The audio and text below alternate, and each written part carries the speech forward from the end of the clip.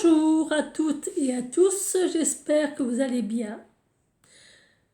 Avant de commencer cette vidéo, je voulais vous remercier de votre fidélité, votre soutien et votre bienveillance. Et aux nouvelles qui viennent de nous rejoindre, merci d'être toujours plus nombreux à regarder mes vidéos et à vous abonner. Je dis ça, je dis rien. Alors aujourd'hui pour cette vidéo, j'avais prévu de vous faire un coloriage, de vous montrer l'avancement de mon coloriage.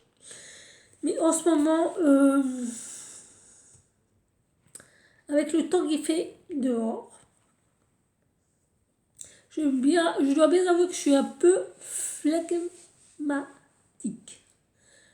que j'ai pas très envie. Un peu flemmarde, on va dire. Donc, à la place, j'ai décidé de vous lire un roman ou un texte pour vous faire découvrir ou redécouvrir un livre. Donc aujourd'hui, c'est La Comtesse de Ségur et le livre que j'ai choisi, c'est Les Petites Filles Modèles, que j'ai trouvé dans une boîte à livres. Et je dois dire qu'il est plutôt bien réservé. Franchement, il est très très beau. Et je me suis dit, je vais vous le lire. Alors, il vient, c'est le deuxième tome d'une trilogie de Fleurville. Le premier étant Les Malheurs de Sophie, qui ne connaît pas les Malheurs de Sophie. Et le troisième étant Les Vacances. Voilà Sophie. Ah là là là là là là. Ah non, ça doit être Marguerite de Rosebourg. Je sais jamais. Bref, on s'en fout. Donc, la comtesse de Ségur, née Rotopchine, a écrit Les Petites Filles Modèles. D'ailleurs, je crois, si je ne m'abuse, que ce livre, il n'a pas été adapté en film ou quelque chose comme ça, en roman ou je sais pas, je crois, en pièce de théâtre, je crois. Je sais plus. Donc, un petit mot de Madame de Ségur qui dit que mes petites filles modèles ne sont pas une création, elles existent bien réellement. Ce sont des portraits, la preuve en est dans leur imperfection même. Elles ont des défauts, des ombres légères qui font ressortir le charme du portrait et attestent l'existence du modèle. Camille et Madeleine sont une réalité dont peut s'assurer toute personne qui connaît l'auteur. Voilà. Donc le chapitre premier, c'est Camille et Madeleine. On y va. Madame de Fleurville, je commence bien, était la mère de deux petites filles, bonnes, gentilles, aimables et qui avaient l'une pour l'autre le plus tendre attachement. On voit souvent des frères et des sœurs se quereller, se contredire et venir se plaindre à leurs parents après s'être disputés de manière qu'il soit possible de démêler de quel côté vient le premier tort. Jamais on n'entendait une discussion entre Camille et Madeleine. Tantôt l'une, tantôt l'autre cédait au désir exprimé par sa sœur. Pourtant leurs goûts n'étaient pas exactement les mêmes. Camille, plus âgée d'1 an que Madeleine, avait 8 ans. Plus vive, plus étourdie, préférant les jeux bruyants aux jeux tranquilles. Elle aimait à courir, à faire et à entendre du tapage. Jamais elle ne s'amusait autant que lorsqu'il y avait une grande réunion d'enfants qui lui permettait de se livrer sans réserve à ses jeux favoris. Madeleine préférait au contraire à tout ce joyeux tapage les soins qu'elle donnait à sa poupée et à celle de Camille, qui sans Madeleine eût risqué souvent de passer la nuit sur une chaise et de ne changer de linge et de robe que tous les 3 ou 4 jours.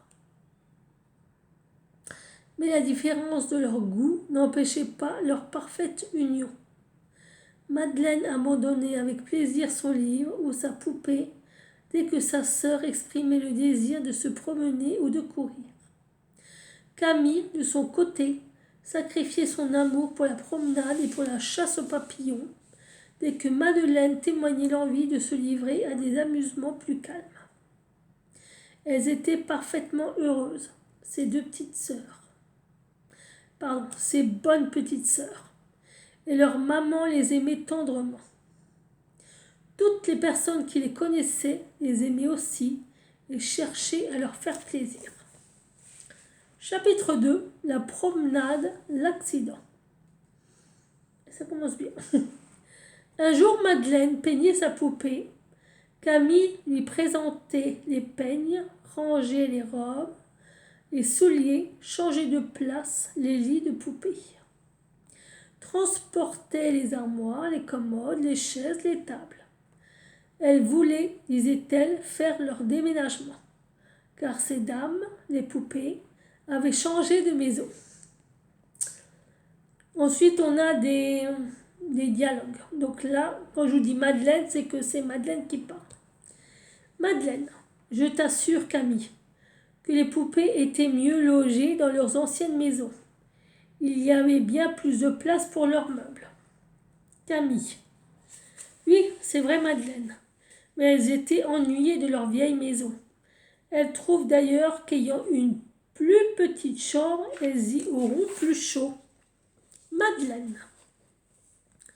Oh, quant à cela, elles se trompent bien, car elles sont près de la porte, qui leur donnera du vent, et leurs lits sont tout contre la fenêtre, qui ne leur donnera pas de chaleur non plus. Camille. Eh bien, quand elles auront demeuré quelque temps dans cette nouvelle maison, nous tâcherons de leur en trouver une plus commode. Du reste, cela ne te contrarie pas, Madeleine? Madeleine. Ah, pas du tout, Camille, surtout si cela te fait plaisir. Camille, ayant achevé le déménagement des poupées, proposa à Madeleine, qui avait fini de son côté de les coiffer et de les habiller, d'aller chercher leurs bonnes pour faire une longue promenade. Madeleine y consentit avec plaisir. Elles appelèrent donc Élisa. « Ma bonne, lui dit Camille, voulez-vous venir vous promener avec nous ?» Élisa. « Je ne demande pas mieux mes petites, mais de quel côté irons-nous ?» Camille. « Du côté de la grande route, pour voir passer les voitures. Veux-tu, Madeleine ?» Madeleine. « Certainement. Et si nous voyons de pauvres femmes et de pauvres enfants, nous leur donnerons de l'argent. Je vais emporter 5 sous. » Camille. « Ah oui, tu as raison, Madeleine. Moi, j'emporterai 10 sous. » Voilà les petites filles bien contentes. Elles courent devant leurs bonnes et arrivent à la barrière qui les sépare de la route. En attendant le passage des voitures, elles s'amusent à cueillir des fleurs pour en faire des couronnes à leurs poupées. « Ah, j'entends une voiture !» s'écrie Madeleine. « Oui, comme elle va vite, nous allons bientôt la voir. »« Écoute donc, Camille, n'entends-tu pas crier ?»« Non, je n'entends que la voiture qui roule. » Madeleine ne s'était pas trompée, car au moment où Camille achevait de parler, on entendit bien distinctement des cris perçants, et l'instant d'après, les petites filles et la bonne qui étaient restées immobiles de frayeur virent arriver une voiture attelée de 3 chevaux de poste lancés ventre à terre et que le portillon cherchait vainement à retenir. Une dame et une petite fille de 4 ans qui étaient dans la voiture poussaient les cris qui avaient alarmé Camille et Madeleine. À 100 pas de la barrière, le postillon fut renversé de son siège et la voiture lui passa sur le corps. Les chevaux, ne se sentant plus retenus ni dirigés, redoublèrent de vitesse et s'élancèrent vers un fossé très profond qui séparait la route d'un champ labouré. Arrivée en face de la barrière où était Camille, Madeleine et leur bonne, toutes trois pâles d'effroi, la voiture versa dans le fossé, les chevaux furent entraînés dans la chute, on entendit un cri perçant, un gémissement plaintif, puis plus rien. Quelques instants se passèrent avant que la bonne fût assez revenue de sa frayeur pour songer à secourir cette malheureuse dame et cette pauvre enfant qui probablement avait été tuée par la violence de la chute. Aucun cri ne se faisait plus entendre, et le malheureux postillon, écrasé par la voiture, ne fallait-il pas aussi lui porter secours? Enfin, elle se hasarda à s'approcher de la voiture culbutée dans le fossé. Camille et Madeleine la suivirent en tremblant. Un des chevaux avait été tué. Un autre avait la cuisse cassée et faisait des efforts impuissants pour se relever. Le troisième, étourdi et effrayé de sa chute, était haletant et ne bougeait pas. « Je vais essayer d'ouvrir la portière, dit la bonne, mais n'approchez pas, mes petites. Si les chevaux se relevaient, ils pourraient vous tuer. » Elle ouvre et voit la dame et l'enfant sans mouvement et couverte de sang. Ah mon Dieu, la pauvre dame et la petite fille sont mortes ou grièvement blessées. Camille et Madeleine pleuraient. Élisa, espérait encore que la mère et l'enfant n'étaient qu'évanouis, essaya de détacher la petite fille des bras de sa mère qui la tenait fortement serrée contre sa poitrine. Après quelques efforts, elle parvint à dégager l'enfant qu'elle retire pâle et sanglante. Ne voulant pas la poser sur la terre humide, elle demande aux deux sœurs si elles auront la force et le courage de porter la pauvre petite jusqu'au banc qui était de l'autre côté de la barrière. « Oh oui, ma bonne, dit Camille, donnez-la nous, nous pourrons la porter, nous la porterons. Pauvre petite, elle est couverte de sang, mais elle n'est pas morte, j'en suis sûre. Oh non, non, elle ne l'est pas. Donnez, donnez, ma bonne. Madeleine, aide-moi. » « Je ne peux pas, Camille, répondit Madeleine, d'une voix faible et tremblante. Ce sang, cette pauvre mère morte, cette pauvre petite fille aussi, je crois, m'ôte la force nécessaire pour t'aider. Je ne puis que pleurer. Je l'emporterai donc seule, dit Camille. J'en aurai la force car il le faut, le bon Dieu m'aidera. En disant ces mots, elle relève la petite, la prend dans ses bras et malgré ce poids trop lourd pour ses forces et son âge, elle cherche à gravir le fossé.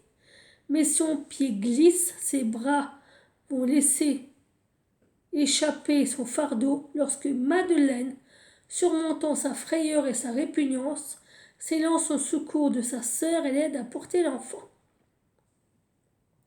Elles arrivent en haut du fossé, traversent la route et vont tomber épuisées sur le banc que leur avait indiqué Élisa. Camille étend la petite fille sur ses genoux.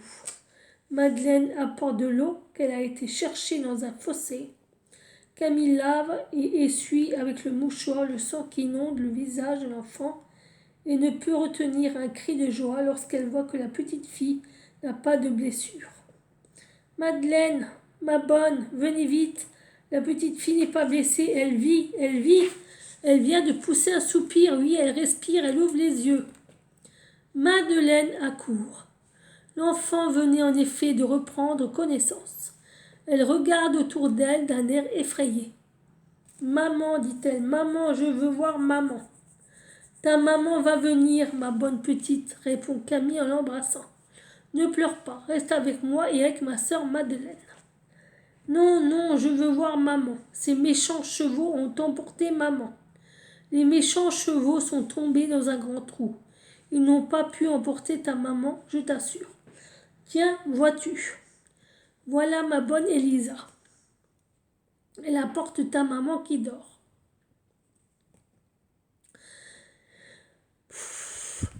c'est un peu... hein. Alors, la bonne aidée de deux hommes qui passaient sur la route avait retiré de la voiture la mère de la petite fille. Elle ne donnait aucun signe de vie. Elle avait à la tête une large blessure. Son visage, son cou, ses bras étaient inondés de sang. Pourtant son cœur battait encore. Elle n'était pas morte.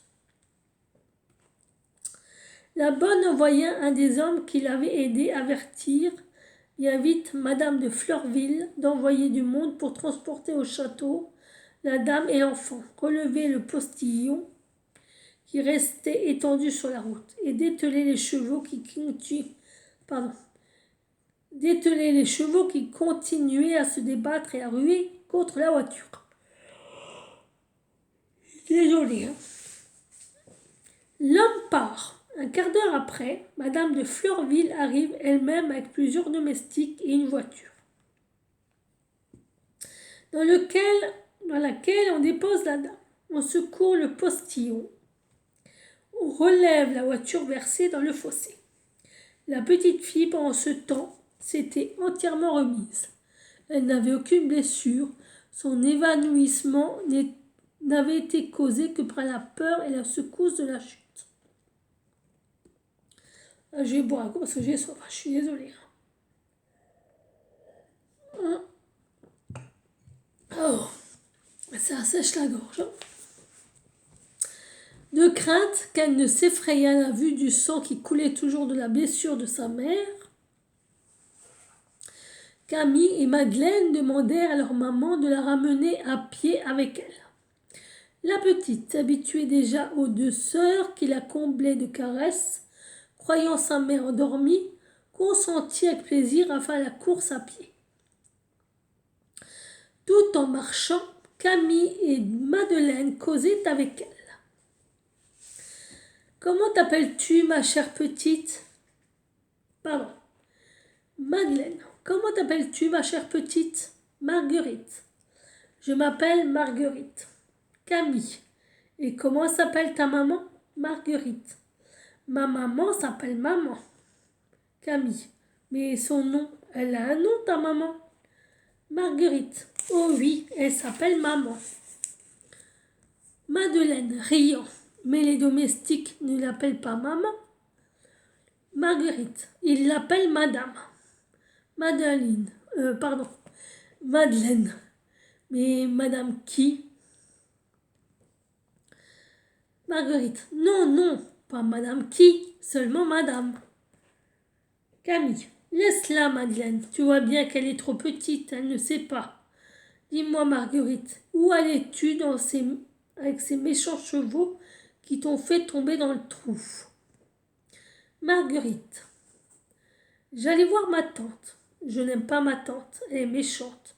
Elle gronde toujours. J'aime mieux rester avec maman et avec vous. Pardon, ajouta-t-elle en baisant la main de Camille et de Marguerite. Madeleine. Je commence à être fatiguée là. Camille et Madeleine embrassèrent la petite Marguerite. Marguerite, comment vous appelle-t-on? Camille. Moi, je m'appelle Camille et ma sœur s'appelle Madeleine. Marguerite. Eh bien, vous serez mes petites mamans, maman Camille et maman Madeleine. Tout en causant, elles étaient arrivées au château. Madame de Fleurville s'était empressée d'envoyer chercher un médecin et avait fait coucher Madame de Rosebourg dans un bon lit. Son nom était gravé sur une cassette qui se trouvait dans sa voiture et sur les malles attachées derrière. On avait bandé sa blessure pour arrêter le sang et elle reprenait connaissance par degrés.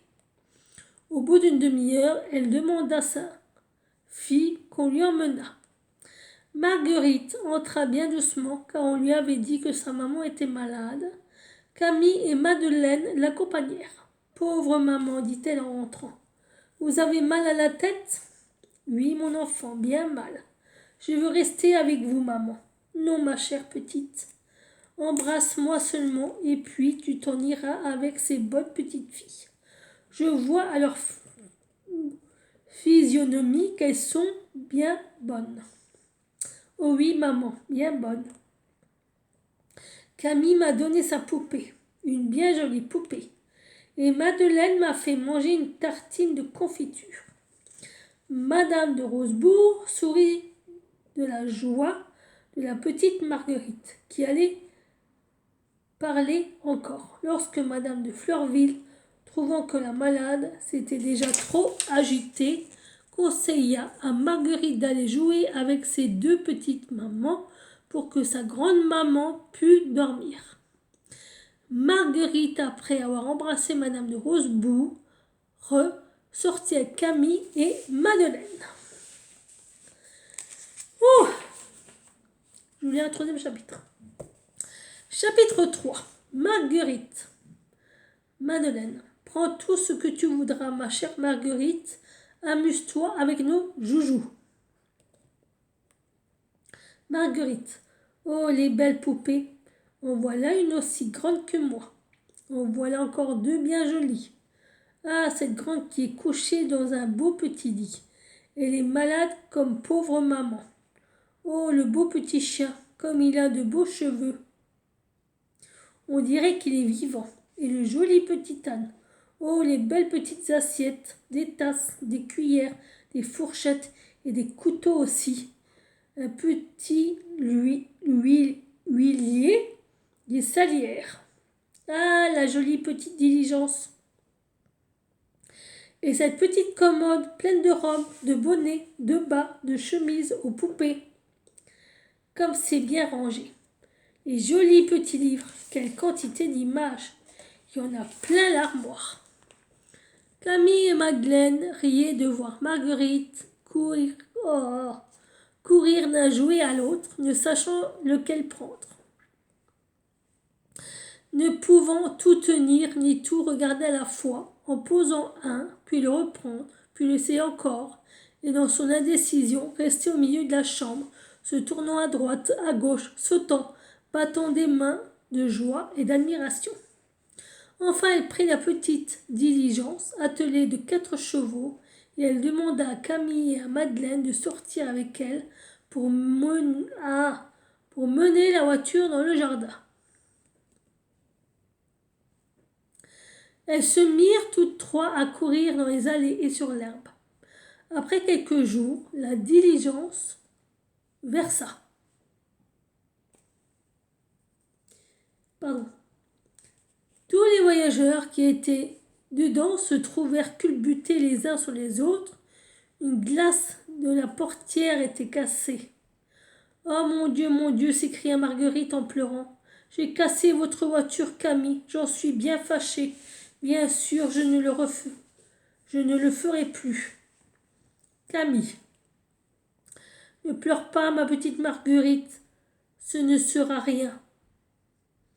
Nous allons ouvrir la portière, rasseoir les voyageurs à leur place, et je demanderai à maman de faire mettre une autre glace. » Marguerite.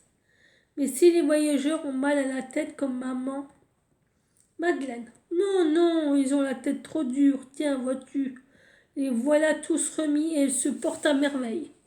Tant mieux, j'avais peur de vous faire de la peine. » La diligence relevée, Marguerite continua à la traîner, mais avec plus de précaution, car elle avait un très bon cœur. Et elle aurait été bien fâchée de faire de la peine à ses petites amies. Elles rentrèrent au bout d'une heure pour dîner et couchèrent ensuite la petite Marguerite, qui était très fatiguée. Bon, voilà. Donc j'ai terminé ma petite lecture des petites filles modèles de la comtesse de Ségur. J'espère que cette petite histoire vous a plu, vous a fait plaisir, vous a fait découvrir ou redécouvrir un livre. Si tel est le cas, tant mieux. Et si ma vidéo vous a plu et si c'est le cas, mettez-moi des pouces, abonnez-vous à ma chaîne et commentez. Et n'oubliez pas d'activer la clochette de notification pour toujours être au courant quand je sors une vidéo. Cette vidéo est terminée. J'espère que ça vous a plu. J'espère que ça a été divertissant et distrayant pour vous, comme ça l'a été pour moi de la faire et de vous faire la lecture. J'ai le nez qui me chatouille. Je vais vous laisser. Je vous fais de très très gros bisous. Je vous dis à très bientôt pour une nouvelle vidéo. Je vais essayer d'avancer dans mon coloriage et je vous le filmerai. Je vous filmerai l'avancement. Parce que vous avez vu, c'est vraiment des tout petits dessins. C'est très long. Enfin, tout est relatif, bien sûr. Hein. Quand je dis c'est long, il faut prendre le temps. Quand on a. Enfin bref. Sur ce, je vous souhaite encore un très bon dimanche. Puisqu'on est dimanche. Une très bonne semaine. Et je vous dis à bientôt pour une nouvelle vidéo. Ciao, ciao mes amours.